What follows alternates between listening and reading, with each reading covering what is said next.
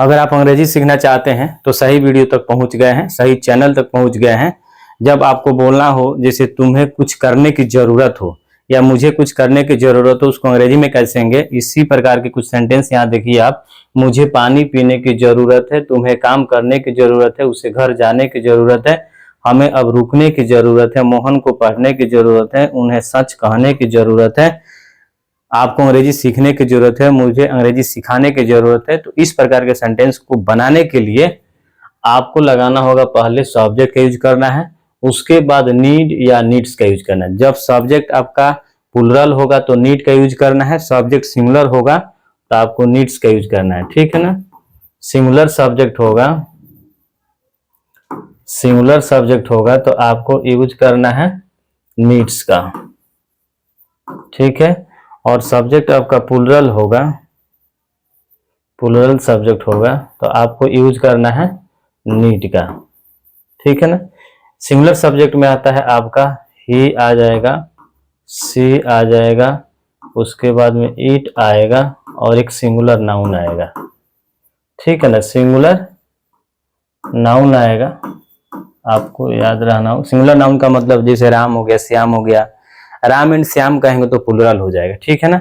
तो ही, सी, इट और एक कोई सिंगुलर नाउन हो तो आपको लगा देना है नीड्स का यूज करना है, और प्लुरल सब्जेक्ट हो तो उसके साथ आपको यूज करना है नीड का। चलिए यहाँ तक तो हो गया। अब बनाने का इसको प्रयास करते हैं, आप भी बनाने का प्रयास कीजिए, ठीक है। चलिए देखिए, पहला है कि मुझे पानी पीने की जरूरत है।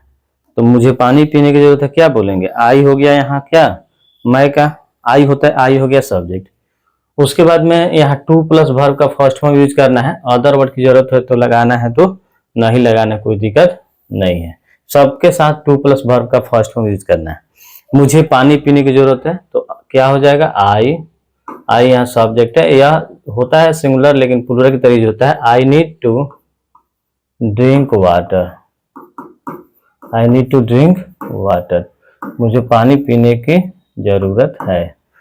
तुम्हें काम करने की जरूरत है, you need to work, work का मतलब ही होता है काम करना, ठीक है ना, यह ई है। उसे घर जाने की जरूरत है, ही सिंगुलर है तो नीड्स हो जाएगा, he needs to go home, ठीक है ना, उसे घर जाने की जरूरत है। हमें अब रुकने की जरूरत है तो क्या हो जाएगा, वी नीड टू स्टे, ठीक है, we need to stay. Mohan को पढ़ने की जरूरत है तो क्या हो जाएगा, मोहन सिंगुलर है,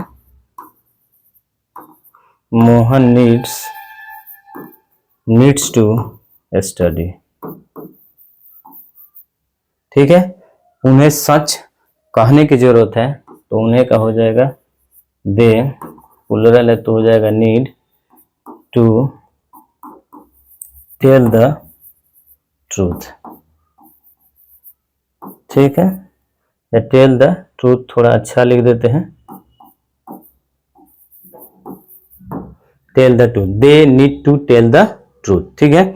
अगर इसमें से अगर आपको बोलना हो, जैसे मुझे अंग्रेजी सिखाने की जरूरत है, I need to teach English, आपको अंग्रेजी सीखने की जरूरत है, you need to learn English. तो इस